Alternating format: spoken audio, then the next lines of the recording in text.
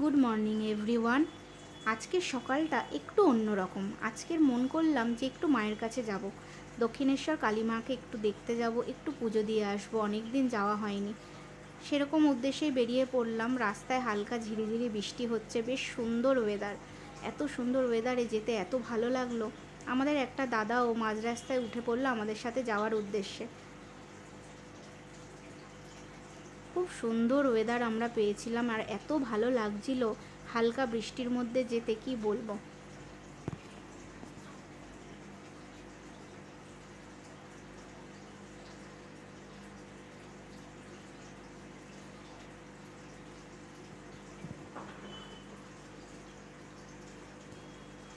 আমি তো বেশ রাস্তাটা দেখতে দেখতে খুব সুন্দর এনজয় করতে করতে যাচ্ছিলাম। তারপরেই আবার ভিড়ভাট্টার মধ্যে ঢুকে পড়লাম। আমরা পৌঁছে গেছি মায়ের কাছে, তো ঢুকে পড়লাম।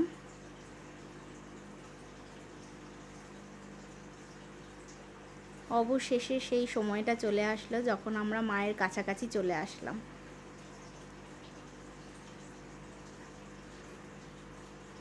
খুব সুন্দর লাগছে অনেক দিন পর এসে। চারিদিকটা তাই একটু ঘুরে ঘুরে দেখতে থাকলাম।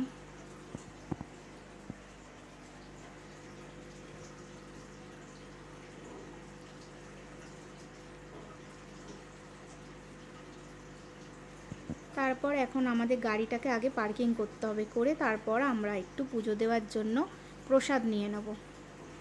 এখানে সব ডালা ব্যবস্থা আছে, সবাই জানে। আমি তাও একটু বাড়ি থেকে একটু ফল নিয়ে এসেছিলাম, আর ডালাটা এখান থেকে নিয়ে নেব।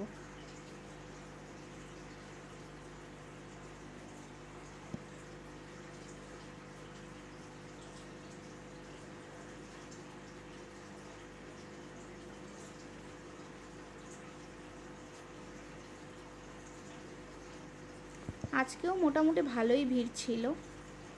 গাড়ি পার্কিং হয়ে গেল, এবার আমরা এগিয়ে যাচ্ছি ডালার দিকে।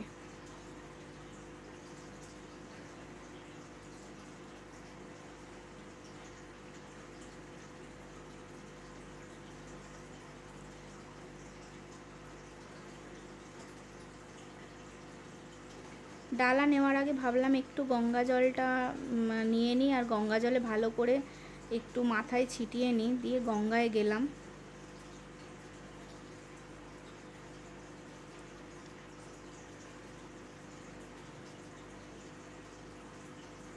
সকাল সকাল স্নান করে এসে পুজো দিতে আসার মজাই আলাদা।